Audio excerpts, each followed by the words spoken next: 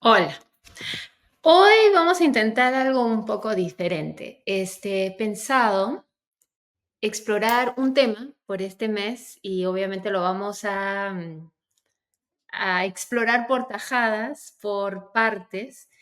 Y bueno, el tema es, como dice el título, autonomía, independencia y bueno, sueños de independencia, ¿no? De alguna manera es autonomía, independencia y libertad. Ese es el tema que vamos a ir explorando a lo largo del mes. Pero hoy que abrimos el tema, creo que es una exploración más bien, una exploración general. Entonces, como para comenzar a decir, por un lado, qué es, qué implica, qué no es, qué excluye, qué facilita, etcétera. Y bueno, dentro de eso vamos a explorar después, como parte de esta exploración de lo que es la autonomía, de lo que es la independencia, la libertad, vamos a explorar también lo que es la autonomía de cuerpo, la autonomía de pensamiento y lo que permite las otras dos cosas muchas veces, que es una economía financiera, pero que en realidad diría yo que se trata de una economía de poder. Finalmente, como vamos a ver, la autonomía tiene mucho que ver con las tensiones sociales y cómo nos permitimos o no y qué tan libres nos permitimos ser, quién tiene el poder para poder exigir su libertad, qué tipo de libertad ejercemos, etcétera. Entonces supongo que la primera pregunta es, ok, ¿qué es autonomía? Bueno, autonomía es el poder, tal cual, el poder organi- eh, organizarnos a nosotros mismos, el poder establecer cómo queremos actuar, el poder tener la libertad de formar nuestra propia opinión, de que esa lleve a acciones totalmente coherentes, de reconocernos a nosotros mismos, no solamente en cómo pensamos, sino cómo organizamos nuestra vida y cómo actuamos frente a los demás. El ser auténticos, de alguna manera y donde nuestras acciones además sean totalmente voluntarias y totalmente coherentes con quiénes somos, con nuestros valores, etcétera. Eso es autonomía. Lo que no es autonomía, lo que se excluye una vez que dejamos de ser autónomos, es el sentirse presionado para hacer de una manera u otra, coaccionado, el sentirse forzado a actuar de cualquier manera en la cual estemos actuando bajo fuerzas externas. El ser autónomo, el ser independiente implica que cualquier ímpetu de acción, de pensamiento, parte de nosotros. Es un reflejo de quién es nuestro yo auténtico. Cuando no podemos ser autónomos, cuando perdemos nuestra autonomía, nuestra independencia, es que estamos actuando bajo la presión, bajo el lineamiento de otros. Y esos otros pueden ser otros individuos, puede ser el sistema, que el sistema no deja de ser un cúmulo de individuos, ¿no?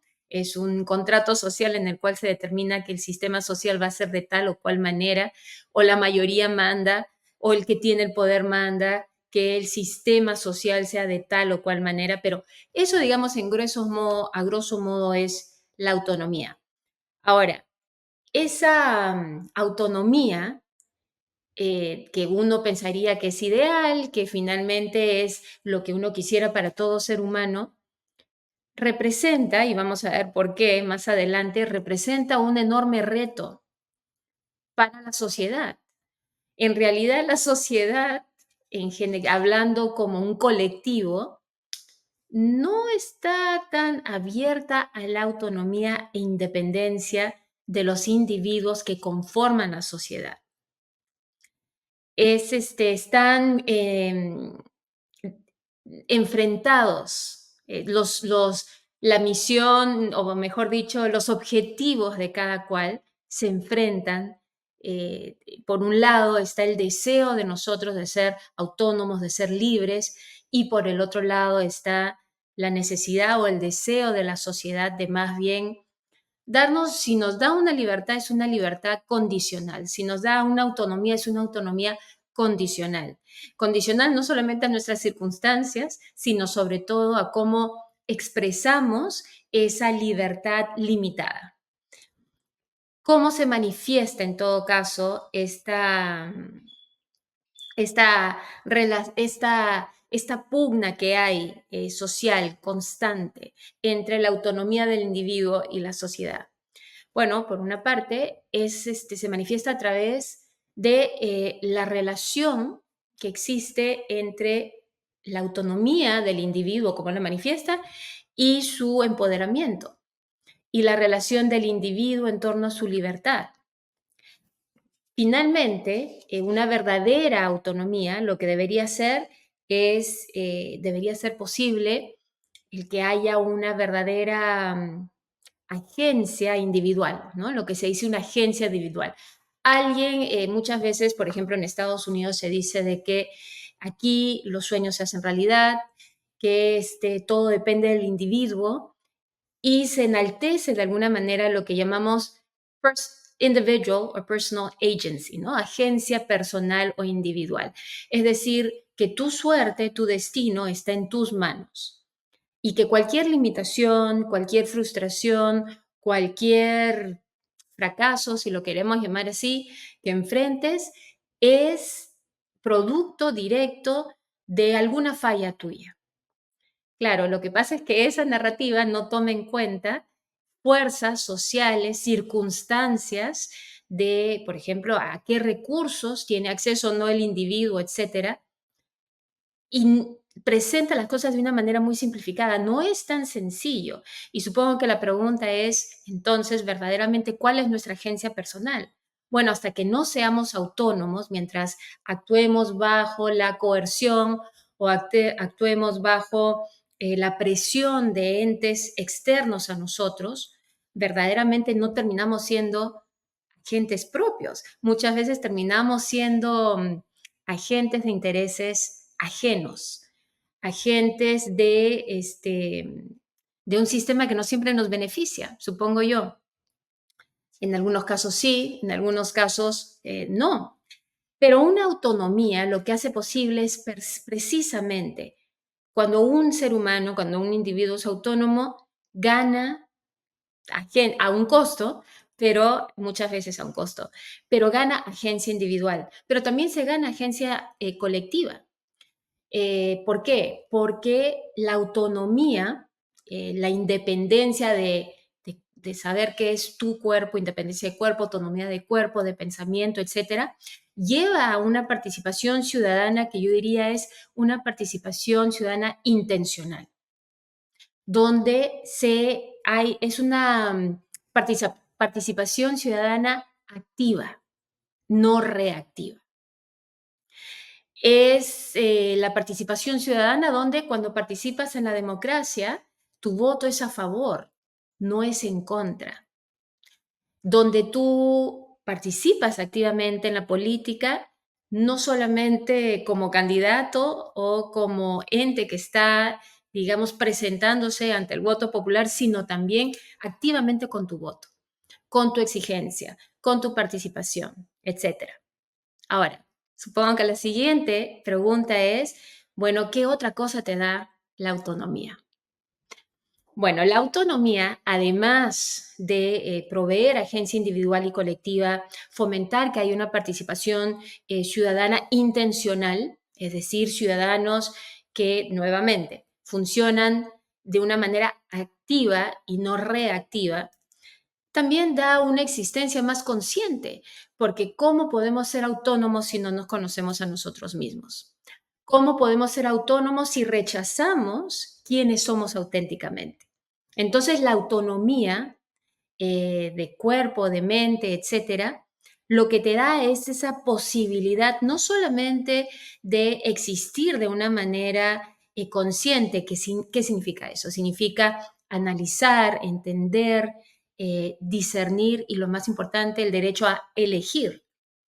Una persona con autonomía personal es capaz de elegir, sabiendo, por supuesto, que tiene responsabilidades y habrán consecuencias a sus elecciones, pero toma ese derecho que deberíamos y tenemos todos, al menos de una manera conceptual, de elegir.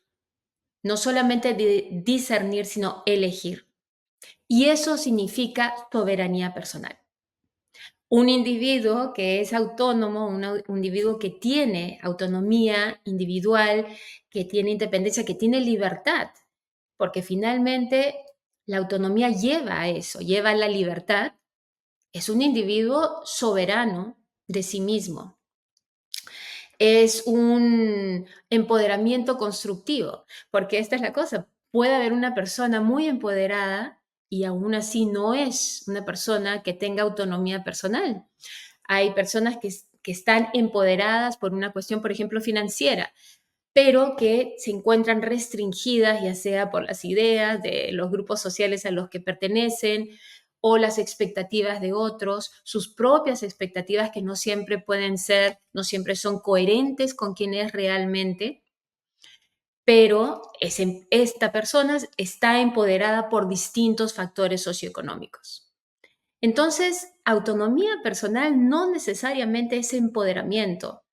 Sin embargo, para ser una persona verdaderamente empoderada, tiene que existir la autonomía personal, la independencia. Ahora, supongo que la pregunta es: ¿y por qué es tan difícil para muchos de nosotros tener una verdadera autonomía personal?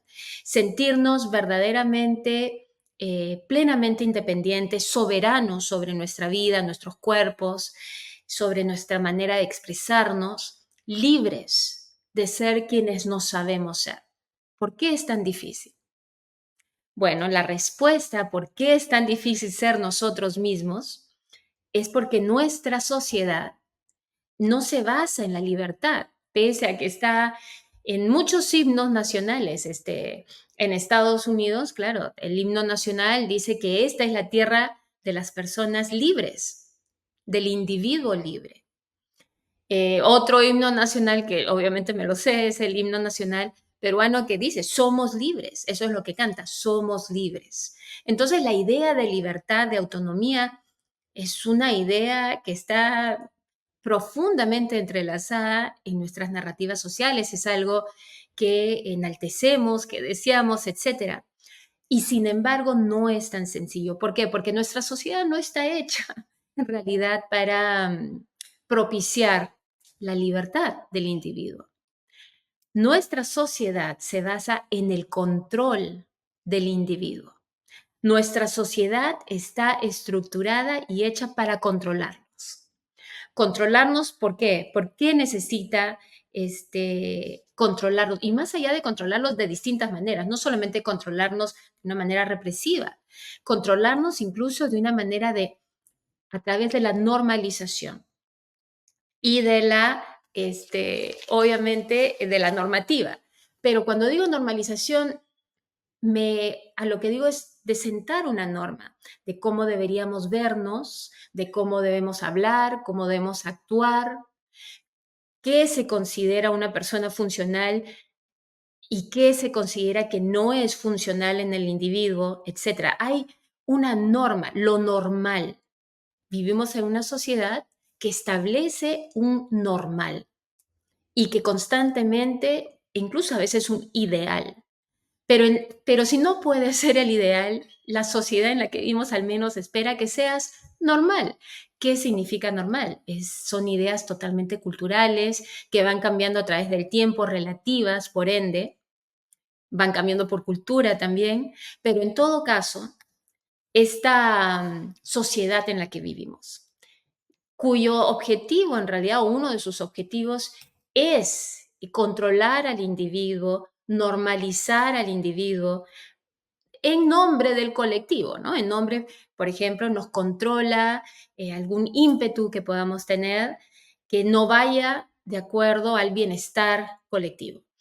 Ahí están nuestras leyes. No matarás, no desearás, etcétera, etcétera, etcétera. Algunas tienen sus raíces en la religión, que digamos que muchas religiones sirvieron precisamente de una primera manifestación de normativa, ¿no? Normativa de comportamiento, etcétera. De ahí, obviamente, hay el Estado, surgieron los estados, las leyes, etcétera. Pero nuestra sociedad no está creada para fomentar la libertad y la autonomía del individuo, sino para controlar al individuo. Entonces, eh, obviamente, ya que tenemos una sociedad que fomenta el control, no se nos enseña a ser libres, no se nos enseña a ser autónomos. Supongo que más bien lo que se nos enseña en los colegios desde niñitos y antes del colegio, se nos enseñan las normas, se nos enseñan los límites. Eso no se hace. Si eres una persona buena, si eres un niño bueno, tienes que hacer esto. No hagas lo otro. Constantemente se nos ponen límites. Entonces nuestra libertad, la libertad que se nos enseña, es una libertad condicional. Tanto así que aquellos que rompen las condiciones, estos acuerdos de cómo tenemos que ser, de cuáles son los límites sociales dentro de los cuales tenemos que actuar, son privados de su libertad. Obviamente se les mete en cárceles, en prisiones, etcétera. Uno de los peores castigos después de la pena de muerte es la privación de la libertad, porque nuestra libertad es condicional. ¿Está eso mal? No sé, algunos dirían que no, que es necesario, que si es que no tuviésemos una libertad limitada, no tendríamos civilización, no tendríamos sociedad. Y bueno, esta es la situación. Nuestra necesidad de controlar, de normar, en realidad, no solamente la manera de actuar, sino nuestro cuerpo tiene una raíz común. ¿Cuál es la raíz de esta necesidad que tenemos socialmente de normar incluso el cuerpo? Y yo diría aquí que uno de los cuerpos más normados, más controlados, es el cuerpo de la mujer. Y ahorita vamos a ver por qué. Pero la mujer no solamente encuentra que su cuerpo tiene muchísimas normas. Para ser normal tienes que tener ciertas formas. Es mejor que seas en forma de pera, no en forma de manzana, etcétera, etcétera, etcétera. Más el peso. Y más allá de eso, incluso hay normas, por ejemplo, en temas de anticonceptivos en temas reproductivos. El cuerpo de la mujer, uno diría la mujer, pero el cuerpo de la mujer es normado en tema qué puede y qué no puede consumir, por ejemplo, en temas de reproducción, qué puede o no puede hacer frente a un embarazo. Entre el cuerpo del hombre y de la mujer hay una gran diferencia en cuanto a todos los límites y normas que se ponen acerca de qué puede hacer el individuo, en este caso una mujer, con respecto a su cuerpo. Y es que precisamente, y aquí vamos a ir a lo interesante, parte de un miedo. Esta necesidad que tiene nuestra sociedad de controlar, de limitar las libertades, responde a un miedo que es el siguiente. El ser humano, nosotros, hemos aprendido que tenemos que controlar lo salvaje. Hemos entendido que nuestra posibilidad de crear sociedad, civilización, es a través del control.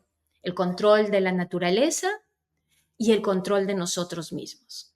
Le tenemos pavor a aquello que es salvaje y más aún le tenemos pavor a aquello que es incontrolable.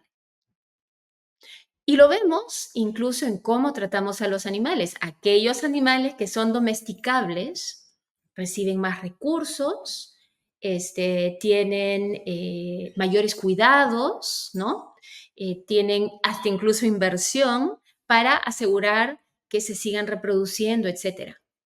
Aquellos animales salvajes que no podemos controlar, muchas veces los exterminamos. les quitamos su hábitat. O literalmente hay personas incluso que pagan para ir y cazarlas y matarlas. Esa diferencia que hacemos frente a nosotros y lo que llamamos lo salvaje, ¿qué es la vida en realidad? ¿Qué es lo salvaje sino la vida?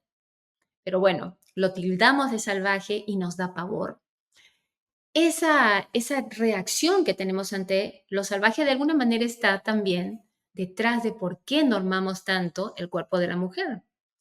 Y es que el cuerpo de la mujer, a diferencia del cuerpo del hombre, expresa nuestro lado más animal, visiblemente, como a través del sistema reproductivo. La mujer no puede controlar, bueno, podría ponerse un anticonceptivo que corte de alguna manera su ciclo menstrual, es verdad, ahora se puede hacer, pero en general el ciclo menstrual es algo totalmente visible, incontrolable, parte de nuestro lado animal, no tiene nada que ver con nuestro lado intelectual, es netamente corporal, y así como también la concepción, el dar a luz, el concebir, todos esos son, algunos dirían, rezagos de nuestro lado animal. En realidad no, es parte de nuestra naturaleza. Somos animales racionales, sí, es verdad, pero somos animales al fin y al cabo, pero le tenemos ese terror a reconocer nuestro lado animal, a reconocer nuestro lado salvaje. Y es por eso que nuestra libertad es condicional.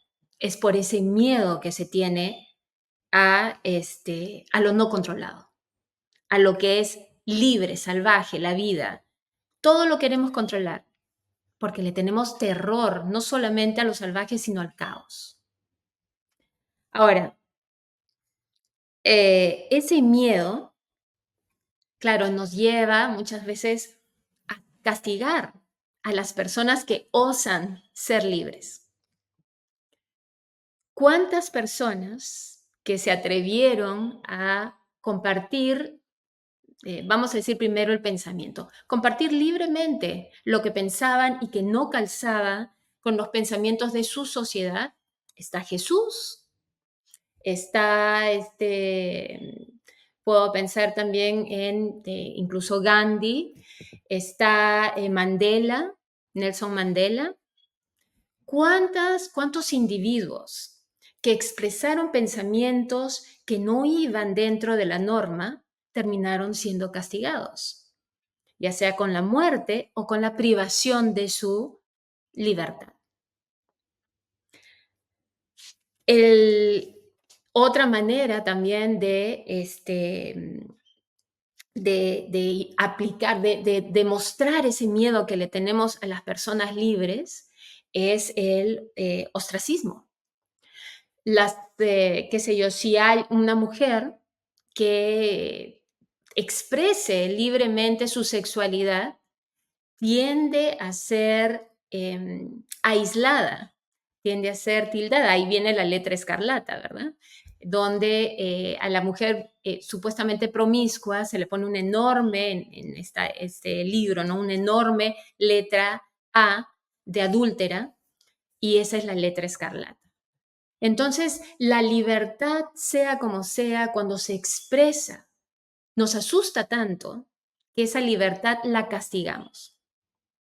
No queremos que las personas se sientan libres de ser libres, se sientan libres de ser autónomas. Nos sentimos amenazados como sociedad. Nos da miedo como sociedad. Ahora, ese control entonces se manifiesta tanto en nuestro pensamiento como en el caso de, nuevamente, de Jesús, Nelson Mandela, etcétera, y muchos otros. En el caso de Perú podemos pensar en Atahualpa, por ejemplo, ¿no? Descuartizado precisamente por salirse de la norma. Y ahí sí hay un sinnúmero, hombres y mujeres, distintos individuos, que por su pensamiento, por tener un pensamiento, entre comillas, libre, autónomo, fueron castigados. Aquellos que expresan obviamente su libertad a través de la violencia, bueno, inmediatamente castigados y hay una justificación, creo, pero bueno, castigados y privados de su libertad. Pero aún aquellos que en realidad no hieren a nadie, sino solamente expresan su libertad corporal, también son castigados de distintas maneras. Entonces, ¿cuál es el camino a la autonomía? Dado que le tenemos tanto miedo a la autonomía, ¿cuál es la solución? ¿Cuál es el camino? En primer lugar, ¿es deseable? Yo creo que sí. O sea, si verdaderamente apreciamos la libertad, ¿no apreciamos acaso también ser seres humanos autónomos? Supongo que el primer paso es la tolerancia. Si nosotros somos tolerantes hacia los demás, si somos una sociedad más saludable emocionalmente, psicológicamente, etcétera, entonces ya no hay que tenerle miedo. Por un lado, cuanto más saludables seamos nosotros, más coherentes vamos a ser precisamente con seres saludables, con seres empáticos, porque va con lo que somos dentro de nosotros. Bueno, ya no le vamos a tener miedo a ese ser salvaje, a ese ser libre. Vamos a decirle libre, porque salvaje tiene una connotación cultural que nosotros le hemos creado y, y que, bueno, le hemos creado como algo negativo. Pero si tenemos seres saludables, no tenemos por qué tenerle miedo a los seres libres. Al mismo tiempo, si tenemos personas tolerantes, ya no va a haber tanto rechazo a las personas que no se sienten totalmente representadas por las normas de la sociedad en la que viven. Más bien pueden ayudar a crear nuevas sociedades con nuevos valores, quizás, y supongo que eso también a muchos les parecerá como una amenaza, ¿no? Aquellos que tienen el poder dentro de un sistema social obviamente no quieren cambios. Los seres libres generalmente son agentes de cambio. Esos son los agentes de cambio. Los agentes de cambio son personas autónomas y libres. Y tenemos que agradecerle a todas las personas autónomas y libres que han venido antes de nosotros todos los avances que han habido, no solamente tecnológicos, sino incluso en cuestión de derechos humanos, derechos del individuo. Pero bueno, ese es el marco en el cual se va a dar nuestra exploración este mes. La próxima semana vamos a estar explorando la autonomía corporal. ¿Y qué significa eso? Especialmente para aquellos que ven sus cuerpos más controlados, más bajo, digamos, bajo mayor, en realidad control, no hay otra manera de decirlo, pero se me ha ido la palabra, pero básicamente y quiero encontrarla y se me ha ido. Bueno, hay que dejarlo ir libre, ¿no? Que se vaya libre la palabra. Pero bueno, la próxima semana estaremos viendo autonomía corporal. ¿Y qué significa eso para aquellos que se encuentran bajo mayor escrutinio social? Nos vemos la próxima semana y muchas gracias por acompañarnos.